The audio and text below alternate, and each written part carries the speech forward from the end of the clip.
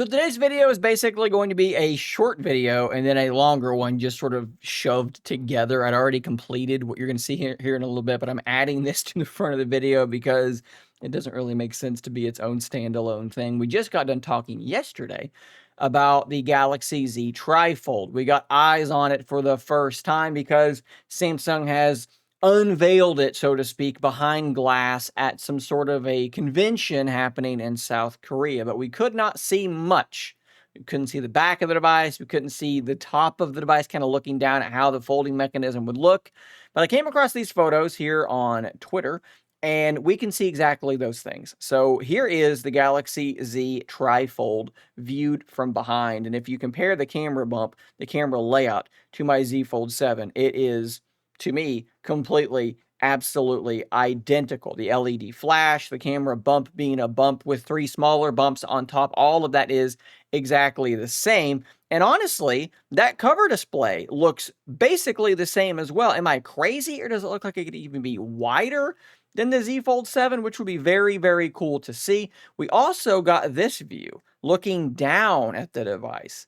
And okay, yes, you can see the cover display. That bezel does look fairly large, even compared to my Fold 7. Maybe I can show you this. Am I crazy, or does that bezel look bigger? It's really hard to say. It's not going to bother me one way or the other, but I think the thing that's really cool about this is just look at it. Look at how this thing is in like this weird spiral shape as it sort of folds in on itself. That is just a wild thing to see at any point. Of course, this person is just showing screenshots from someone else's content. So I'm going to put a link to that video in the description down below. And while I'm not just going to show you like this entire video because it's theirs and you should just go watch it from them, there are a few stills that I want to quickly show you. So here you can see kind of looking down at the device, and you can get an idea about exactly how thick or how thin this thing is going to be. And to be honest with you, it looks basically like the Z Fold 7. Maybe even is it possible to be thinner than the Z Fold 7? I'm not sure, but it's definitely very close. Now, of course, since the device is folded twice, instead of doubling that thickness, you have to triple it. And here from the side, you can see that fingerprint scanner power button and the volume rocker. It's definitely a shorter power button than the Fold 7, and the volume rocker looks a little bit different too. Maybe a little bit more rounded on the bottom. Not exactly sure, but you can kind of get another perspective of that thickness this way. And another view from the side of it being closed, and this is going to be the thickest looking hinge because it has to enclose the entire device, and that does kind of remind me of like a Z Fold 4 or something like that in terms of total thickness. This view here also does kind of make me wonder if it is indeed wider than the Z Fold 7. It does, to me, look like a wider device. But again, like I said, I'll put a link in the description down below to that video so that you can just go watch it for yourself. I'm not going to show you everything from their video, so go click on it and watch it for yourself. But with that being said, those are the new images of the Galaxy Z TriFold. But now we need to pivot to a different video and talk about emerging rumors around the Galaxy Z Fold 8. I mean, you had to know that it was coming, right? The Z Fold 7 has been out for like, what, a couple of months or something like that? So, of course, we're going to move on to the Z Fold 8 and start talking about rumors for that phone as well. The Fold 7 has been a pretty big success, it seems like, for Samsung, finally doing a lot of what we have all kind of wanted Samsung to do with the Fold series. It's gotten a lot thinner. We have the 200 megapixel primary camera, but there are some things left to be desired. Will the Z Fold 8 fulfill even those wildest of dreams? Like I said, we do have some very early leaks, some very early rumors about exactly this.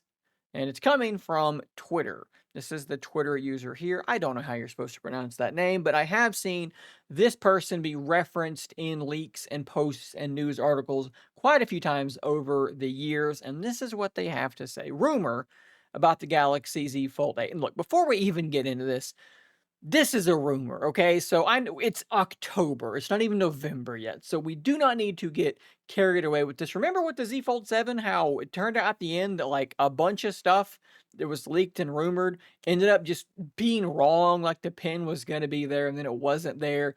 We don't want to go down that path for the umpteenth time. So just keep this in mind. Battery capacity in the 5,000 milliamp hour range is the first thing on this list. And I would wonder, just simply based on the thickness or the thinness of the Galaxy Z Fold 7, how exactly that would be possible without increasing that thickness or thinness unless you're going to use silicon carbon batteries. I would imagine they would say that if that's what they had heard, that they're switching to silicon carbon. We know that Samsung has been testing silicon carbon for a good while now. And apparently their holdup has just been longevity. And we'll turn our attention to the wonderful world of AI to explain exactly why that is. And I can already see the answer because silicon carbon batteries, when they charge, they swell by 3 to 400% of its original volume when they are actually being charged. Silicon can hold a lot more power, if I'm speaking about this very, very reductionistly. But anytime anything physically swells and shrinks and swells and shrinks, they physically tend to degrade. And that is why, allegedly, and just connecting some dots, why I think Samsung has been a little bit hesitant to use these batteries. But how are you going to get a 5,000 milliamp hour battery in a device that is this thin without using silicon carbon? I don't know. We know that they have been trying to make traditional lithium ion batteries more and more dense.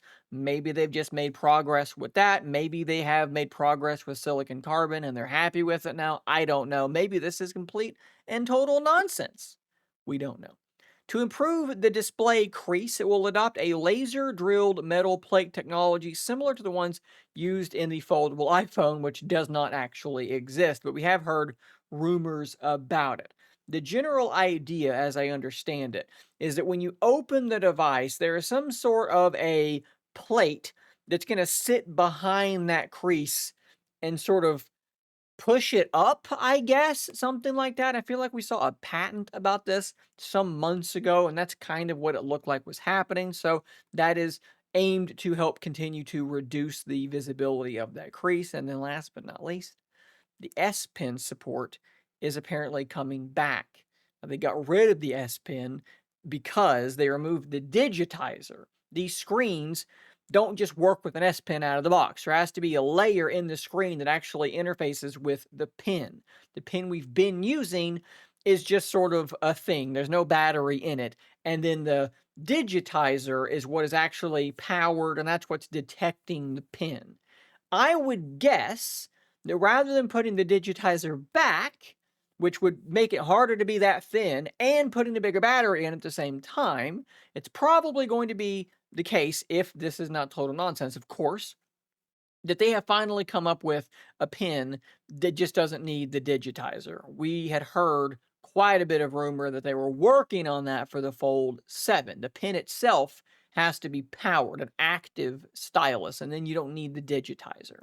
It's not as accurate. I think things like pressure and angle kind of go out the window with no digitizer. So they were working on ways to get that kind of functionality without having to have the digitizer. Maybe they have figured that out. That's my speculation on top of their speculation and rumor. Something else that's mentioned in this article on Deal's site, this is a South Korean article that this stuff was posted to. This was the source, but they posted it on there as well. They mentioned that the folding iPhone scheduled to be released in 2026 may be postponed to 2027. And I'm going to take that in the same way that anything may be going to happen. Now, one thing that's missing from this that I would really, really love to see, maybe more than a couple of those things. I don't care about the pin. I don't care about the crease. Give me the bigger battery, absolutely. But can we please, let's get a better telephoto zoom camera. That's the only problem I really, really have with the Z Fold 7. The primary camera's fine. I think that their processing could be improved a little bit, and hopefully that does happen. Hopefully that is a thing. A little bit more noise reduction, I think, would probably be a great thing for Samsung. But the 3x telephoto that is physically quite small, it's just not very good. So we do need a new one of those, finally. Could you imagine, though, if they did all of those things and they gave us a new telephoto? The Fold 8 would be kind of the phone that we have been waiting for from Samsung. I feel like the Fold 7 is like most of the way there, but the Fold 8 would really, really take it to a different level. And look, if Samsung thinks that Apple is going to move on their foldable relatively soon, maybe next year, maybe the following year, maybe anything. Who's to say?